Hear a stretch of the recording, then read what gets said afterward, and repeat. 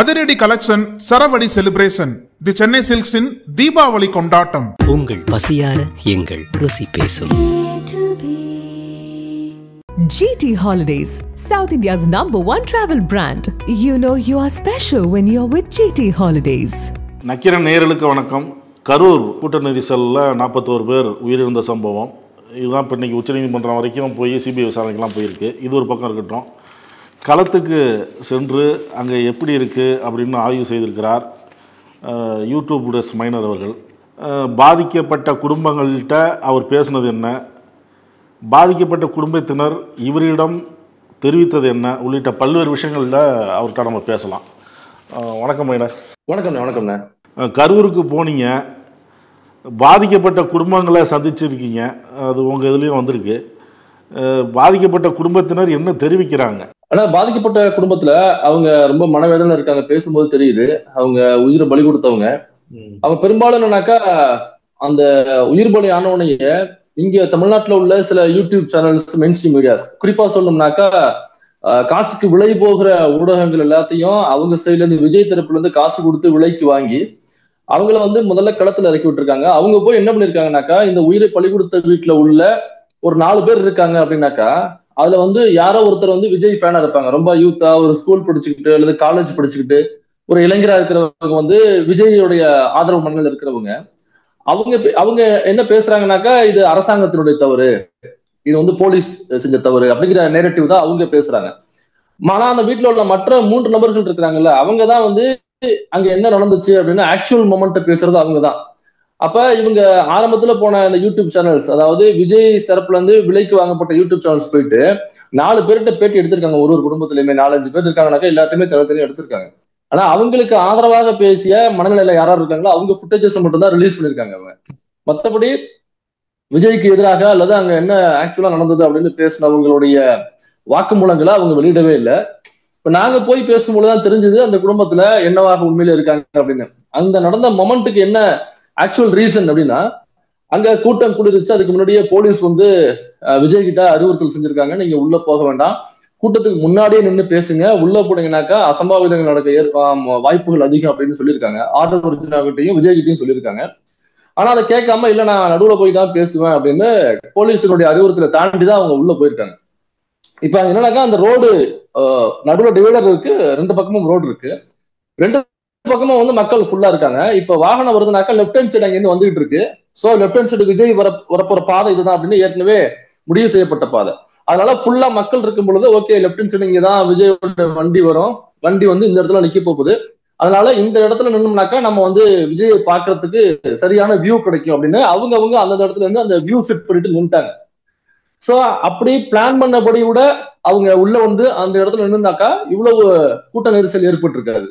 ஆனா என்ன நடந்திருக்குனாக்கா, அந்த லெப்ட் ஹேண்ட் சைடு வந்துகிட்டு இருந்த வண்டி திடீர்னு ஒன்வேல கட் பண்ணி ரைட் ஹேண்ட் சைடு வர ஆரம்பிச்சிருச்சு. இப்ப அங்க நிக்கிற மக்கள் கிட்ட பயங்கர குழப்பமாயிடுச்சு. இப்ப இந்த பக்கம் வருதுன்னு தளபதி வண்டி அஸ் யூஷுவல் பிளான் பண்ணபடி இந்த வழியில வந்தாக்கா இங்க நிற்கும், நம்ம தளபதியை கிட்ட பார்க்கலாம், விஜயை கிட்ட பார்க்கலாம் அப்படிங்கிற மனநிலையில யாரெல்லாம் அந்த குறிப்பிட்ட இடத்துல ஏற்கனவே பிக்ஸ் பண்ணப்பட்ட இடத்துல நின்னாங்களோ அவங்கெல்லாம் இப்ப ட்ராக் மாதிரி பஸ் வந்தோடனே ஆப்போசிட் சைடு வந்தோடனே அவங்களுக்கு குழப்பமாயிருச்சு. இப்ப இவங்க தளபதியை கிட்ட பார்க்கணும், அதாவது நடிகர் விஜயை கிட்ட பார்க்கணும் அப்படிங்கிற ஆவல்ல அந்த கூட்ட நெரிசலுக்குள்ள அந்த டிவைடரை தாண்டி இந்த கூட்டத்துல இருந்து அந்த கார்னர்ல இருந்து இந்த கார்னர் வந்தாங்க பாத்தீங்கன்னா, அதுலதான் கூட்ட நெரிசல் ஏற்பட்டு இருக்கு. அந்த ஹியூமன் வேவ்ஸ் ஏற்படுத்துகிற காரணம் அதுதான். 2வது, அந்த கூட்டத்துல ஒட்டுமொத்தமாக கிட்டத்தட்ட அரௌண்ட் ஒரு 30K பீப்புள் அங்க இருந்திருக்காங்க. 30,000 பேர்லயுமே பெரும்பான்மையாக இருந்த ஆண்கள்ல பெரும்பான்மையாக நிறைய பேர் முழு போதையில இருந்திருக்காங்க அப்படிங்கிறத அந்த உசுர பலி கொடுத்தவங்க வீட்டுல இருந்தே அவங்க சொல்லும் பொழுது நமக்கு கிடைச்ச தகவல். நம்ம எங்க வீடியோல இதை போட்டிருக்கோங்க. பெரும்பாலும் காலையில 7 மணில இருந்து குடிக்க ஆரம்பிச்சவங்க நைட்டு 7 மணி வரைக்கும் ஃபுல் போதையில இருந்தாங்க. அதனால அவங்க அந்த விஜயை பார்க்கும் பொழுது முண்டி அடிக்கிறது, ஓடுறது, ஒடியாடுறதுன்னு சொல்லிட்டு அதுக்குள்ள இந்த கூட்ட நெரிசலுக்குள்ள ஏற்படுறதுக்கு 2வது ஒரு முக்கிய காரணம் முழுக்க குடிபோதையில் விஜயனுடைய ரசிகர்கள், அந்த ஆதரவாளர்கள் அந்த கூட்டத்தில் இருந்தாங்க. கூட்ட நெரிசல் அதிகமா இருக்கு, போயிடலாம் அப்படின்னு நினைச்சவங்க இல்ல வெளியே விளையாடுற. இன்னொரு விஷயம் என்னன்னாக்கா, அது சில சேனல்லயே அது வந்திருக்கு. அங்க லைவா மாட்டிக்கிட்டு அதுல தப்பிச்சு பொழைச்சவங்களே ஒரு பெண்மணி ஒருத்தவங்க பேட்டி கொடுத்தாங்க. அவங்க கூட்ட நெரிசல் ஆயிடுச்சு, இதுல இருந்து நம்ம தப்பிக்கிறது கஷ்டம்னு தெரிஞ்சு அவங்க தப்பிக்கிறதுக்கு முயற்சி பண்ணும் பொழுது அவங்க ஒரு ஹியூமன் செயின் போட்டு, யார் அந்த தாவேகா தொண்டர்கள் மற்றும் விஜயோட ரசிகர்கள் ஒரு ஹியூமன் செயின் போட்டு வெளியேற நினைத்தவர்களை வெளியேற விடாமல் அந்த கூட்டத்துக்குள்ளே வச்சுக்கிட்டாங்க. ஏன்னாக்கா கூட்டம் தெரியணும். அப்பதான் வந்து மீடியாக்கள்ல விஜய் வரும்பொழுது பாருங்க அபரிவிதமான கூட்டம், இந்த கூட்டம் வந்து ஸ்டாலினுக்கு கிடையாது, இந்த கூட்டம் வந்து டெபுட்டி சிஎம் கிடையாது, இந்த கூட்டம் வந்து எடப்பாடி கிடையாது, இந்த கூட்டம் வந்து கிடையாது. அதனால அந்த ஒட்டுமொத்த கூட்டமும் பாத்தீங்கன்னா விஜய்க்கு மட்டுமே தான் இவ்வளவு பெரிய கூட்டம் வந்திருக்கு அப்படின்னு காமிக்கணும் என்பதற்காகவே ஹியூமன் செயின் அந்த ரசிகர்கள் வந்து போட்டு உள்ளே இருந்து வெளியேற நினைப்பவர்களை வெளியேற விடாமல் அந்த கூட்டத்துக்குள்ளே வச்சிருந்தாங்க. அப்படியே கூட்டத்துல வந்து இறந்து போனவங்க, அதுல அடிபட்டவங்க, தப்பிச்சு வந்தவங்க, அந்த ஹியூமன் செயினை தாண்டி அவங்களை வந்து ரொம்ப ஸ்ட்ரகிள் பண்ணி சண்டை போட்டு வந்தவங்களும் இருக்காங்க. அப்படியே உள்ள மாட்டிக்கிட்டவங்க, தப்பிச்சு வந்தவங்க அந்த ஹியூமன் செயின் விஷயத்தை வந்து பகிர்ந்திருக்காங்க. அதனால உள்ள இருந்து வெளியே போறவங்களுக்கு வழி விடாம அங்க உள்ள ரசிகர்கள் வந்து ஹியூமன் செயின் போட்டாங்க அப்படிங்கிறத அவங்களே சொல்லியிருக்காங்க. அதுல இப்ப சம்பவம் நடந்த உடனே செந்தில் பாலாஜி எப்படி அங்க இருந்து மருத்துவமனைக்கு வந்தாருன்னு எல்லாரும் கேள்வி எழுப்புறாங்க. அதை நீங்க பயணம் பண்ணி காமிச்சீங்க. அந்த நேரம் எவ்வளவு? ஆமா, நாங்க அங்க அறிவாலயம் இருக்கு, கலைஞர் அறிவாலயம்னா அதான் திமுக ஆபீஸ் கரூர்ல. அந்த திமுக ஆபீஸ்ல வந்து அன்னைக்கு எங்க மாவட்ட நிர்வாகிகளை கூப்பிட்டு ஒரு கூட்டம் போயிட்டு இருக்கு. அந்த கூட்டத்துக்கு தலைமை தாங்கி வந்து அண்ணன் செந்தில் பாலாஜி அவர் தலைமையில தான் உள்ள போயிட்டு இருக்கு. அப்பதான் இந்த பக்கம் இந்த விஜயனுடைய மீட்டிங் போய் அந்த கூட்ட நெரிசல் ஏற்பட்டு அப்பதான் இறப்புகளுக்கான எண்ணிக்கை ஆரம்பிக்குது. அப்பதான் சிஎம் வந்து போன் பண்ணிருக்காரு முன்னாள் அமைச்சர் செந்தில் பாலாஜி அவர்களுக்கு. அப்பதான் கலைஞர் அறிவாலயத்திலிருந்து நேரா அந்த மருத்துவமனைக்கு போறாரு. இப்ப எப்படி 10 நிமிஷத்துல வந்தாங்க அப்படின்னு கேட்டதுக்கு நாங்க ரியலாவே நேரடியா ஒரு எக்ஸ்பெரிமெண்டல் பண்ணி காமிச்சோம். வித்தவுட் கட் ஒரு வீடியோ போட்டிருந்தோம். அந்த கலைஞர் அறிவாலயத்திலிருந்து கார்ல ஏறி அரசு மருத்துவமனைக்கு போற நேரம் எவ்வளவு எடுக்குது அப்படின்னு அந்த டிராபிக்கோட உள்ள ரோட்லயே நாங்க எடுத்து காமிச்சோம். அப்படியுமே எவ்வளவு ஆச்சுனாக்கா நாங்க போறதே வந்து வெறும் 12 நிமிடங்கள் தான் ஆச்சு எங்களுக்கு. நான் சொல்றது ஃபுல் டிராபிக்ல அந்த ரோடு இருக்கு. அன்னைக்கு விஜய் கூட்டம் வரும் பொழுது அந்த சாலைகள் முழுக்க தடை செய்யப்பட்ட பாதைகளாக இருந்தது. பொது போக்குவரத்துக்கு தடை செய்யப்பட்ட பாதைகளாகவும், பஸ் கூட போக முடியாது, பஸ்ஸுக்கெல்லாம் வேற ரூட் மாத்தி இருந்தாங்க. அப்ப முழுக்க அந்த சாலைகள் வெறிச்சோடு கிடந்த சாலைகளாக அன்னைக்கு இருந்திருக்கும். நாங்க ஃபுல் டிராபிக்ல பொது போக்குவரத்தாக மாறினதுக்கு அப்புறம் நாங்க போகும்பொழுது வெறும் 12 நிமிடங்கள் தான் ஆச்சு. அது வித்தவுட் கட்டு நாங்க வாட்சை காமிச்சுட்டு அந்த வீடியோ பண்ணோம். ஒரு 12 நிமிடத்துல எங்களால வந்து அரசு மருத்துவமனைக்கு போக முடிச்சு. அப்ப பொது சாலை போக்குவரத்தாக அன்னைக்கு தடை செய்யப்பட்ட அன்னைக்கு வந்து 12 10 8 நிமிஷத்திலே செந்தில் பாலாஜி அவர்கள் போகிறதுக்கான வாய்ப்புகள் ரொம்ப அதிகமா இருந்திருக்கும். அதனால இப்படி ஒரு கேள்வியை அவங்க எழுப்பியிருக்காங்க ஆப்போசிட் சைடு அப்படின்னாக்கா, அப்ப அவங்க சைடு வந்து ஏதோ தவறு நடந்திருக்கு இந்த கூட்ட நெரிசல்ல. அதை மறைப்பதற்காக ஏதோ ஒரு காரணத்தை சொல்லணும் அப்படிங்கிறதுக்காக. இப்போ நீங்க பாதிக்கப்பட்ட குடும்பத்தினர் சந்திக்கும் போது மனவேதனையில் இருந்தாதா நீங்க சொல்றீங்க. அருண்ராஜ் அந்த தாவேகா நிர்வாகி அவர் வந்து வீடியோ காலில் எங்கள் தலைவர் பேசினார், அதாவது விஜய் பேசினார், பாதிக்கப்பட்ட குடும்பத்தினரிடம் பேசினார், விரைவில் நேரில் சந்திக்கிறேன்னு சொன்னார். ரெண்டாவது பாதிக்கப்பட்ட குடும்பத்தினர் விஜய்கிட்ட பேசும்போது உங்கள் மேலே தவறு இல்லை, நீங்கள் என்ன பண்ணுவீங்க, நீங்கள் இன்னும் ஃபைட் பண்ணுங்க, இன்னும் போராடுங்க அப்படின்னு தான் தெரிவித்தாங்க அப்படின்னு சொல்றாங்க. இப்ப அவங்க லைவ்ல பேசும்பொழுது அந்த விஜய்கிட்ட பேசுறவங்க அந்த மாதிரி ஒரு முகஸ்துதிக்காக பேசியிருக்கலாம், அல்லது ஒரு மிகப்பெரிய ஒரு நடிகர் அவர் வந்து லைவ்ல பேசும்போது எனக்கு க்ளோஸா இருக்காரு அவரு அப்படிங்கிறதுனால அவங்க அந்த க்ளோஸ் என்ன அதிகப்படுத்திக்கலாம், அந்த உறவை அந்த நெருக்கத்தை அதிகப்படுத்திக்கலாம் அப்படிங்கிற ஒரு காரணத்துக்காக அவங்க பேசியிருக்கலாம், அல்லது விஜயோட ரசிகர்களாக அவங்க இருந்திருக்கலாம். ஆனா உண்மையான மனநிலைனாக்கா அங்க இருந்து போனதுல விஜய் மீது தவறு இருக்கிறது அப்படிங்கிறது அந்த வீட்டுல உள்ள அந்த யூத் இல்லாம இளைஞர் இல்லாம மற்ற வயதை ஒத்திய நபர்களும் அந்த வீட்டுல பதிவு கொடுத்தவங்க அவங்க ரொம்ப தெளிவா சொல்றாங்க. இதுல விஜய் வந்தது லேட்டா வந்தது தவறு, அவர் வந்து லைட் ஆஃப் பண்ணது 2வது தவறு, 3வது ரோட்ல வரும் பொழுது அந்த யூஸ்வலா அவங்க பிக்ஸ் பண்ணி வச்ச ரோட்டை விட்டு அவர் இந்த பக்கம் அந்த பாத்தை மாத்தி ஒன்வேல வந்தது 3வது தவறு. அதுக்கப்புறம் அங்க மயங்கி விழுகும் பொழுது அவர்களுடைய தொண்டர்கள் அதை கவனிக்காமல் இருந்தது அடுத்த தவறு. அந்த மயங்கி விழுறாங்க, இறப்புகள் நடக்குதுன்னு தெரிஞ்சதுக்கு அப்புறமும் அந்த மீட்டிங்கை கண்டினியூ பண்ணது அடுத்த தவறு. இதெல்லாம் நடந்துருச்சு. சரி, அதுக்கப்புறம் அதற்கு பதில் கொடுக்காமல் அந்த பொறுப்பை ஏற்றுக்கொள்ளாமல் ஒரு கோழையாக தொடை நடுங்கியாக விஜய் என்கிற நபர் வந்து அந்த இடத்துல தப்பிச்சு ஓடுனது அடுத்த தவறு. சரி, தப்பிச்சு ஓடுனாரு, அங்க ஏர்போர்ட்லயாவது அவர் பத்திரிகையாளர்களை சந்திக்கும் பொழுது பேசியிருந்திருக்கணும், வருத்தம் தெரிஞ்சிருக்கணும். அப்படி எந்த வருத்தமும் தெரிவிக்காமல் பத்திரிகையாளர்களை புறந்தள்ளி விட்டு போனது அடுத்த தவறு. சரி, புறந்தள்ளிட்டு போனீங்க, மறுநாளாவது நீங்க வருத்தம் தெரிவிச்சீங்களா ட்விட்டர்லயோ, அல்லது நீங்க அஸ் யூஷுவல் வீடியோ போட்டு பேசுவீங்களா, அந்த மாதிரி தெரிவிச்சீங்களானாக்கா இல்ல, 3வது நாள் கழிச்சுதான் போடுறீங்க. அந்த 3வது நாள்லயே நீங்க என்ன சொல்ல வரீங்கன்னாக்கா ஒரு வருத்தம் கூட இறந்தவங்களுக்கு வருத்தம் தெரிவிக்கிறது அல்லது இரங்கல் தெரிவிக்கிறது அப்படிங்கிறது இல்லாம சிஎம்க்கு ஏதோ சவால் விடுறது மாதிரியான ஹீரோயிசம் தான் இருந்தது. இப்படிங்கிறத லிஸ்ட் அவுட் பண்ணியே நாங்க பேட்டி எடுக்கும் பொழுது அந்த உசுரை பலி கொடுத்த ஒரு பெண்மணி அவங்களுடைய கணவர் அவர் ரொம்ப தெளிவாக இதெல்லாம் அடுக்கியிருந்தாரு. அதனால அந்த போன்ல பேசும்பொழுது அவங்க முகஸ்துதிக்காக பேசியிருந்திருக்கலாம். ஆனா எல்லோருமே கேட்ட ஒரு கேள்வி, நாங்க பேட்டி எடுக்கும் பொழுது சொல்லியிருக்காங்க, நாங்க போகும்பொழுதே விஜய் வந்து ஒரு 5-6 பேர்கிட்ட போன்ல பேசியிருந்தார், அதுக்கப்புறம் தான் நாங்க போய் அங்க ரீச் பண்ணோம். அப்ப பேசினவங்களே சொன்னாங்க, நாங்க எங்கள்கிட்ட பேசும்போது நாங்க கேட்டோம், ஏங்க நீங்க போயிருக்க கூடாதுல்ல அப்படிங்கறத நாங்க கேட்டோம் அப்படின்னு எங்கள்கிட்ட பதிவு பண்ணிருக்காங்க. அந்த வீடியோ ரெக்கார்ட் கூட எங்கிட்ட இருக்கு, தேவைப்பட்டா நாங்க ரிலீஸ் பண்றோம் அதை. அப்ப நீங்க விஜய் போயிருக்க கூடாது அப்படிங்கறதுல மக்கள் ரொம்ப தெளிவா இருந்திருக்காங்க. நீங்க நின்றுக்கணும்ல, ஒரு ஹீரோவாக நாங்க உங்களை பாக்குறோம் அப்படின்னாக்கா, மக்களுக்கு துன்பம் ஏற்படும் பொழுது ஒருத்தன் அங்கிருந்து தப்பிச்சு ஓடுறான், கோடையாக தொடைநடுங்கியாக ஓடுறான்னாக்கா அவனை எப்படி மக்கள் ஹீரோவா எடுத்துப்பாங்க அப்படிங்கிற மனநிலையில இருந்து கேட்கறாங்க. நாங்க உன்னை ஹீரோவா பார்த்தோம், ஆனா நீ ஹீரோவா நடந்துக்கலையாப்பா, மக்கள் கொத்து கொத்தா விழுந்து சாகும் பொழுது நீ இப்படிதான் விட்டுட்டு ஓடுவியா, அதுவும் உன் கூட்டத்துக்கு வந்தவங்க என் கூட்டத்துக்கே வரல, மார்ச்சர்ல இருந்த பாடிச்சு சொல்லுவியா அப்படிங்கிற கேள்வி அவங்க கேட்கறாங்க. அதான் கேள்வி கேட்கும் பொழுது நீங்க போயிருக்க கூடாதுல்ல, அல்லது நீங்க வருத்தம் தெரிவிச்சிருக்கணும்ல அங்க பிரஸ் பார்த்து, ஏன் போனீங்க, ஏன் நீங்க திரும்ப வரல எங்களை பாக்குறதுக்கு அப்படிங்கிற கேள்வி அவ்வளவுதான் அவங்களால கேட்க முடியும். அவங்களால என்ன கேட்க முடியுமோ அதை கேட்டுட்டாங்க அந்த லைவ்ல. பாதிக்கப்பட்ட குடும்பத்தினரை தாண்டி பொதுமக்களை சந்திச்சீங்களா? அவங்க என்ன சொல்றாங்க? கரூர்ல இன்னும் அந்த சோகம் நிலவி இருக்கா? இந்த சம்பவத்தை தாண்டி அவங்க இயல்பு நிலைக்கு வந்துட்டாங்களா? இப்ப கொஞ்சம் இயல்பு நிலையில இருக்கிற மாதிரி தெரியுது எனக்கா. எல்லாருமே அந்த அந்த உயிரை பலி கொடுத்தவங்க வீட்டுல அந்த சோகம் இருக்கு. ஆனா மற்ற இடங்கள்ல அந்த இயல்பு நிலை கொஞ்சம் கொஞ்சமா மாறி இப்ப கொஞ்சம் இயல்பா போக ஆரம்பிச்சிட்டாங்க. இதுல இன்னொரு விஷயம் என்னன்னா, ஒரு முக்கியமான குற்றச்சாட்டா தாவேக்கா வந்து ஃபர்ஸ்ட் ஒரு இடத்துல அனுமதி கேட்டாங்க. அந்த இடத்துல அனுமதி கொடுத்திருந்தா உயிரிழப்புகள் ஏற்பட்டிருக்காது, அது வந்து 4-5 ரோடு போகிற இடம் அப்படின்னு சொன்னாங்க. நாங்க உடனடியா போயிட்டு 2வதாக அந்த இடத்துல போனோம். சோ அவங்க பர்மிஷன் கேட்ட இடத்துக்கு லைட் ஹவுஸ் சொல்றாங்க. அந்த இடத்துல போய் நின்று பார்த்தோம்னா அந்த லைட் ஹவுஸ் கிட்டதான் விஜயோட வண்டி நின்று பிரச்சாரம் பண்ணுவதாக ஏற்பாடு பண்ணிருக்காங்க. அப்புறம் ஒரு 4 ரோடு அங்க பிரியுது, அந்த 4 ரோட்லயும் மக்கள் நின்று பார்க்கலாம்.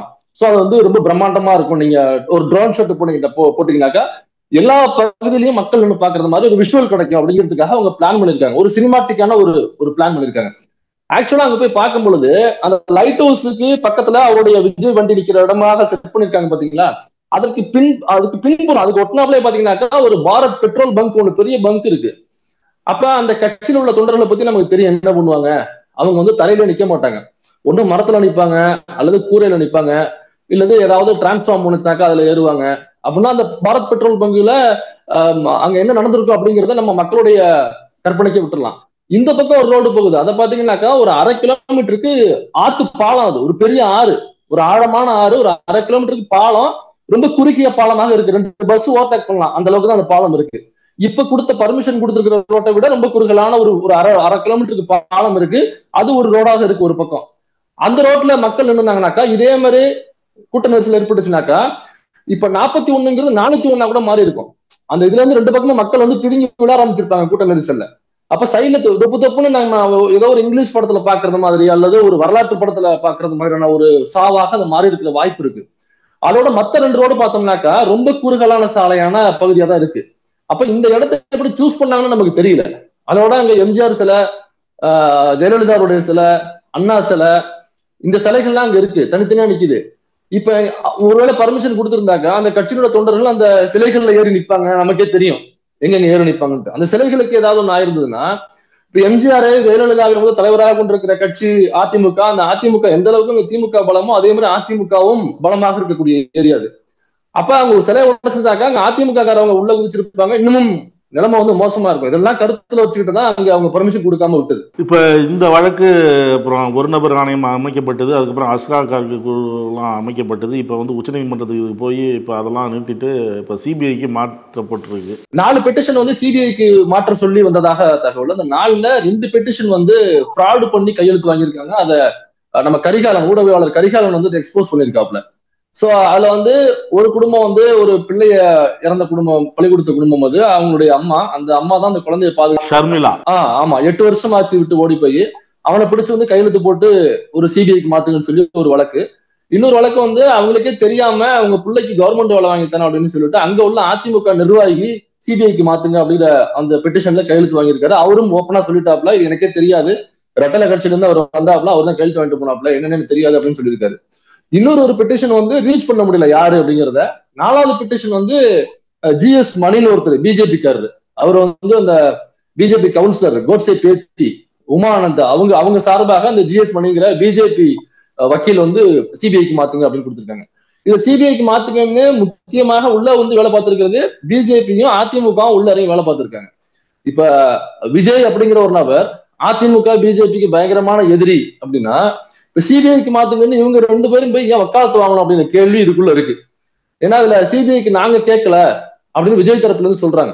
ஏன்னா விஜய் தரப்புல இருந்து முன்னாடியே வந்து எஸ்ஐடி இருக்கும் பொழுது எதுக்கு சிபிஐ அப்படின்னு விஜய் பேசியிருக்காரு. அப்படி இருக்கும் பொழுது சிபிஐக்கு மாத்தியாச்சு அப்படிங்கிற ஒரு தீர்ப்பை எப்படி தாவேக தொண்டர்களோ அல்லது ஆதவர்ஜுனோ வந்து எப்படி அதை மகிழ்ச்சியா கொண்டாட முடியும்? நாங்க கேட்டது கிடைச்சிருச்சு அப்படின்னு வெளியில வந்து பேட்டி தர்றாரு. அப்ப சிபிஐக்கு மாத்தீங்கன்னு நீங்க கேட்கல, அப்ப சிபிஐக்கு மாத்தி இருக்காங்கன்னாக்கா நீங்க கேட்டது கிடைக்கல, அதை எப்படி நீங்க சந்தோஷமா கொண்டாட முடியும்? அப்ப இதுக்குள்ள அதிமுக, பிஜேபி, தாவேகா 3 பேருடைய சதி நடந்திருக்கு. குறிப்பாக தாவேகா பிஜேபியிடம் போய் சரண்டர் ஆயிருக்கு. இந்த சரண்டர் ஆனதுக்கு பின்னாடி இந்த வழக்கை சிபிஐக்கு மாத்தி, ஏன்னா சிபிஐக்கு மாத்துறது என்பதே ஒரு இந்த கேஸை வந்து ரொம்ப லாங்கா இழுத்து போடலாம், ரொம்ப நெடுநீண்ட காலமாக ஒரு ப்ராசஸுக்காக இழுத்து போடலாம், ஒரு குறுகிய காலத்துல ஒரு தீர்ப்பு கிடைக்காம. அதுதான் ஓய்வு பெற்ற நீதிபதி தலைமையில ஒரு குழு அமைச்சிருக்காங்கல்ல, சிபிஐ எப்படி விசாரிக்குது அதை கண்காணிக்கிறதுக்கு, விரைவாக அந்த வழக்கை கொண்டு போகணும் அப்படிங்கிறதுக்காக ஒரு குழு அமைச்சிருக்காங்கல்ல. அவங்க கேட்பாங்கல்ல, ஏன் மெதுவா நடக்குது, சீக்கிரம் விசாரணை முடியுங்க அப்படின்னு கேட்பாங்கல்ல. இல்ல, அந்த நீதிபதி யாரு அப்படிங்கிறத நிறைய பேர் எழுதியிருந்தாங்க. இடையில இந்த கேஸ் வந்ததுக்கு அப்புறம், இந்த 41 இறப்புகளுக்கு அப்புறம் ஆதவர்ஜுன் வந்து டெல்லிக்கு போறாரு. போயிட்டு அங்க என்ன பேச்சுவார்த்தை நடந்திருக்கும் அப்படிங்கிறது நமக்கே தெரியும். இந்த பக்கம் புஷி ஆனது தலைமறைவு, விஜய் வந்து பனையூர்ல பக்குவமாயிட்டாப்ல. மற்றவங்க எல்லாம் தாவேக்காக கொண்டாடுறாங்க அப்படின்னு சொல்றீங்க. அவரு தாவேக்கா தலைவர் விஜய் வந்து நீதி வெல்லும்னு சமூக வலைதளத்துல போடுறாரு. இல்லதான் என்ன நீதி வெல்லும்னு நமக்கு தெரியல. இப்ப இதுல 42 உசுறு, 41 உசுறு இறந்து போயிருக்கு. இப்ப 41 உசுரை பலி கொடுத்தவங்களுக்கான நீதி கிடைக்கணும் அப்படின்னாக்கா இந்த மாதிரி திரும்பவும் நடக்கக்கூடாது. இதுல நடந்ததுக்கான காரணமாக சொல்லப்படுறது இவர் லைட்டை அணைச்சு போட்டு வந்தது. 2வது காவல்துறையினுடைய அறிவுறுத்தலை மீறி உள்ள வந்தது.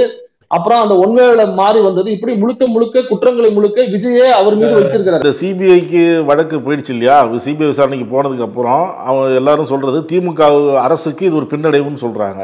இல்ல, இப்ப சிபிஐக்கு போயிருக்கு, விசாரணை முடிஞ்ச வந்ததுக்கு அப்புறம் தான் நம்ம அதை பத்தி பேச முடியும். ஆனா சிபிஐக்கு போனது அப்படிங்கிறது சிபிஐ RSS பிஜேபி கையில தான் சிபிஐ இருக்கு. அதனால சிபிஐக்கு மாத்திட்டாங்கன்னா அப்ப சிபிஐக்கு மாத்த சொல்லுகிற திமுக RSS பிஜேபியோட கூட்டணி வச்சிருக்கு. அதனால திமுக என்ன எதிர்பார்க்குதோ அந்த தீர்ப்பு தான் வரும் அப்படின்னு ஏற்கனவே விஜய் பொதுமேடையில பேசியிருக்காரு. அந்த லாக்அப் டெத் குறித்து பேசப்பட்ட அந்த கண்டன அறிக்கையில, கண்டன ஆர்ப்பாட்டத்துல அவரே அது பேசியிருக்காரு. அப்ப இந்த வழக்கு சிபிஐக்கு மாற்றப்பட்டிருக்கு அப்படின்னாக்கா அப்ப RSS பிஜேபியினுடைய கைக்கு இந்த வழக்கு போயிருச்சுன்னு அர்த்தம். அப்ப இந்த வழக்கு சிபிஐ கைக்கு போயிருச்சுனாக்கா விஜய் பிஜேபியை வலுவாக எதிர்க்கிறார் அப்படின்னாக்கா சிபிஐ கைக்கு மாறிடுச்சுனாக்கா விஜய் பயப்படணும், ஆதவர்ஜுனா பயப்படணும், டிவிக்கே பயப்படணும். ஐயோ நம்ம பிஜேபியை பயங்கரமா எதிர்க்கிறோம், சிபிஐங்கிறது RSS பிஜேபி கையில இருக்கு, அவங்க கைக்கு இப்ப கேஸ் மாறிடுச்சுனாக்கா நம்ம எதிர்பார்த்த நீதி வராது. அப்ப அவங்க என்ன எதிர்பார்க்கறாங்களோ அந்த நீதி தானே வரும், அப்ப நம்ம பழிவாங்கப்படுவோம் இதுல அப்படிங்கிற பயம் அவங்களுக்கு இருந்திருக்கணும். இந்த சிபிஐக்கு மாத்தியாச்சுங்கிற தீர்ப்புல கண்டிப்பா வந்து அவங்க கண்டனம் தான் தெரிவிச்சிருக்கணுமே தவிர ஆதரவோ அல்லது இதற்கு நாங்க மகிழ்ச்சியா இருக்கோம் நீதி வெல்லும் அப்படின்னா அவங்க போடுறதுக்கான லாஜிக்கே இதுல இல்ல.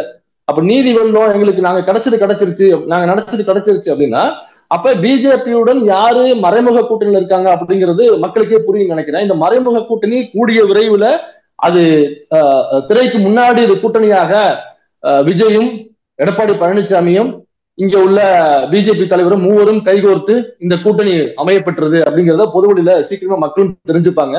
ஆனா எனக்கு இதுல விஜயனுடைய தொண்டர்கள், விஜயனுடைய ரசிகர்கள் நினைச்சாதான் எனக்கு ரொம்ப பாவமா இருக்கு. ஏதோ தலைவன் வந்து இங்க சிஎம் ஆவாரு, ஒட்டுமொத்தமாக எல்லாத்தையும் மாத்தி போட போறாரு அப்படின்னு நினைச்சுக்கிட்டு இருந்த அவங்களுக்கு எடப்பாடி பழனிசாமி எவ்வளவு பெரிய வீரரு, சூராதி சூரரு, அவர் எப்படி ஆட்சியை பிடிச்சாரு, அவர் எப்படி பிஜேபி இருக்கிறாரு அப்படிங்கிறது நமக்கே தெரியும். எடப்பாடி பழனிசாமி சிஎம் ஆக்குவதற்கு தான் விஜய் என்கிற ஒரு மிகப்பெரிய கேரியரின் உச்சத்தில் இருந்த நடிகரை அவர் அரசியல் கட்சி ஆரம்பிச்சு அவரை உள்ள கொண்டு வந்து பிஜேபிக்கு எதிராக பேச வச்சு, அதிமுக எதிராக பேச வச்சு, திரும்ப அந்த பிஜேபி அதிமுக கூட கைகோத்து எடப்பாடி என்கிற ஒரு அரசியல் வரலாற்றில் இதுவரை காணாத ஒரு கோடையை திரும்ப சிஎம் ஆக்குவதற்கு விஜயை கொண்டு வந்திருக்காங்க அப்படிங்கறத அவங்களுக்கு லேட்டரா புரியும் நினைக்கிறேன். இவ்வளவு நீங்க குற்றச்சாட்டு தாவேக்கா மேல வச்சிருந்தாலும் களத்துல போய் நான் பார்த்த வரைக்கும் இந்த மாதிரி இருக்கு, விஜய்க்கு எதிராக தான் குற்றம் சுமத்துறாங்க அப்படின்னு நீங்க சொன்னாலும் விஜய்க்கான ஆதரவு கூட்டிகிட்டு தான் இருக்கு அப்படின்னு ஒரு பேச்சும் இருக்க, அதை எப்படி பாக்குறீங்க? ஒன்றும் இல்லைங்க, இல்ல விஜயோடைய உதவியாளர் பேரு ஜெகதீசன். அவர் வந்து ஒரு PR டீம் வச்சிருக்காரு. அவர் தான் இங்க உள்ள மிக பெரிய பெரிய நடிகர்களுக்கு அவர் தான் PR டீம் வச்சிருக்காரு. அதே மாதிரி ஆதவர்ஜுன் அவரு ஒரு PR டீம் ஒன்று வச்சிருக்காரு, வாய்ஸ் ஆஃப் காமன் அப்படின்னு அவரு ஒரு PR டீம் வச்சிருக்காரு. இந்த 2 PR டீமும் சேர்ந்து செய்கிற ஒரு மாயை தான் ஏதோ விஜய்க்கு ஆதரவு கூடிருச்சு அல்லது ஆதரவு யாரும் பின்வாங்கல, ஏற்கனவே இருந்தவங்க அப்படியேதான் இருக்காங்க அல்லது இன்னமும் ஆதரவு கூடியிருக்கு போன்ற ஒரு மாயை தான் நீங்க கிரியேட் பண்றாங்களே தவிர விஜய்க்கு வந்து அவ்வளவு பெரிய ஆதரவு எல்லாம் இல்லை. ஏன்னா விஜய்ங்கிற ஒரு நடிகர் ஒரு பெரிய பூமாக்கப்பட்டது சமீப காலத்துல ஒரு 2-3 லாஸ்டாக நடந்த ஒரு 2-3 திரைப்படங்கள்ல தான் அவர் வந்து அவ்வளவு பெரிய ஒரு சக்தியாக காண்பிக்கப்பட்டார். அதற்கு முன்னெல்லாம் ஒரு பெரிய ஒரு ஒரு பிம்பமாக காமிக்கப்பட்டதே கிடையாது. எப்ப ஜெகதீஷ் உள்ள போறாரோ, எப்போ இந்த பிஆர் டீம் உள்ள போதோ, ஜெகதீஷோட ரூட்டுங்கிற பிஆர் டீம் உள்ள போதோ, அதுக்கப்புறம் தான் திட்டமிட்டு அடுத்த சூப்பர் ஸ்டார் அப்படின்னு விகடன்ல எழுத வச்சாங்க. அடுத்த சூப்பர் ஸ்டார் விஜய் அப்படின்னு சொல்லிட்டு ஒரு கொஸ்டினை போட்டு அதை ஒரு பேசு பொருளாக்குனது. அதுல இருந்து பாத்தீங்கன்னாக்கா விஜயை ஃபோக்கஸ் பண்ணி கொண்டு வந்து ஏதோ ஒரு ஊதி அந்த சிறிய பிம்பத்தை பெரிய பிம்பமா ஆக்கி இன்னைக்கு அதை பிஜேபி கையில எடுத்துக்கிட்டு அந்த பெரிய பிம்பத்தை தன்னுடைய வாக்காக மாற்றுறதுக்கு முயற்சி பண்ணிட்டு இருக்காங்க. அவ்வளவுதான். மற்றபடி ஒரு உண்மையிலேயே பெரிய பிம்பமாக இருக்கிறாருனாக்கா இல்ல.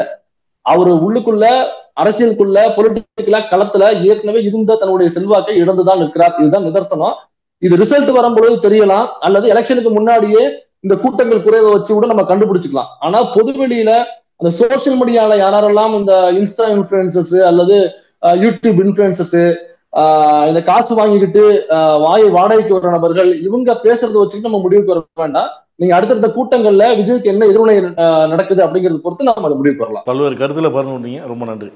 நன்றிங்க. நக்கீரன் டிவிக்கு சப்ஸ்கிரைப் செய்யுங்கள். உங்கள் ஆதரவே எங்கள் பலம். ஆசிரியர்களுக்கு நண்பனாகவும் மாணவர்களுக்கு ஆசானாகவும் திகழும் தேர்வு வழிகாட்டி. ஒவ்வொரு பாடத்திற்கும் அனுபவமிக்க ஆசிரியர்களின் துல்லியமான தெளிவான விடைகள். CNC இருக்கு, தேர்வு பயம் எதற்கு? இது தீரன் பப்ளிஷிங் ஹவுஸ் விற்பனை வெளியீடு.